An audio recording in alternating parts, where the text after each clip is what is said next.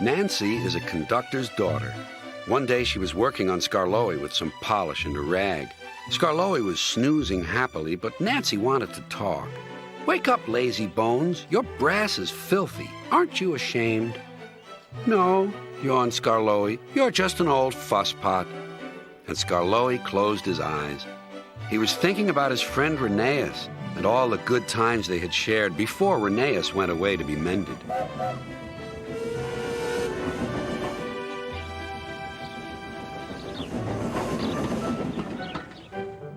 Nancy interrupted again. "Don't you want to look nice when Rheneas comes home?" Skarloey wasn't sleepy anymore. "What? When?" "Soon. Daddy told me. I'm going now," she said. "Nancy, stop! Do I really look nice? Please polish me again." "Now who's an old fusspot?" laughed Nancy and set to work once more.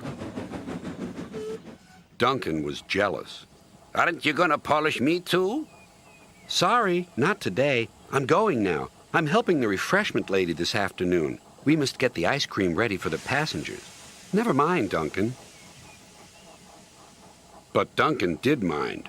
"It isn't fair," he complained. "Peter Sam gets a special funnel, Sir Handel gets special wheels, passengers get ice cream, but I'm not even polished." Of course, this wasn't true, but Duncan enjoyed complaining. He became sulkier still.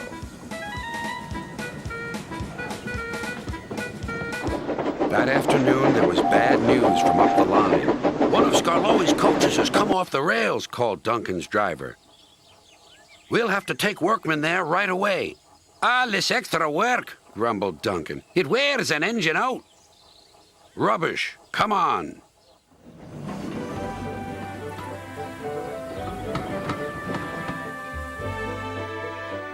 The derailed coach was in the middle of Skarloey's train, so he had gone on to the top station with his front coaches. Duncan shunted the works train into the sidings and left the workmen to sort out the mess. Then he brought the passengers in the rear coaches home. He sulked all the way. "I get no rest, I get no rest," he muttered. Duncan made the journey very difficult. He was short of steam, so his driver waited a while in the hope of raising more. But Duncan wouldn't try. "We'll keep our passengers waiting," said his driver. Duncan was cross. "You always think about the passengers and never about me."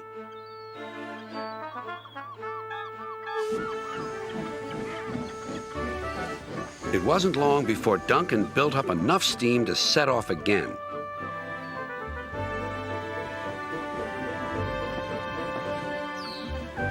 But he was still very grumpy and cross. "I'm overworked and I won't stand it."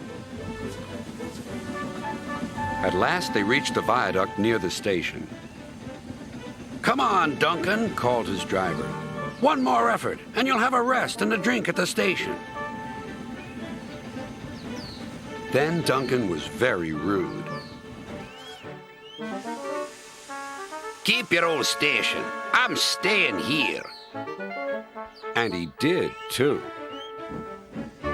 Skarloey had to haul Duncan and his train all the way to the platform.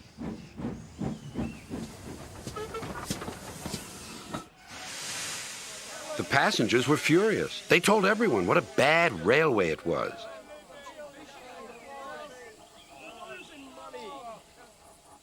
That night, Sir Topham Hatt spoke to Duncan.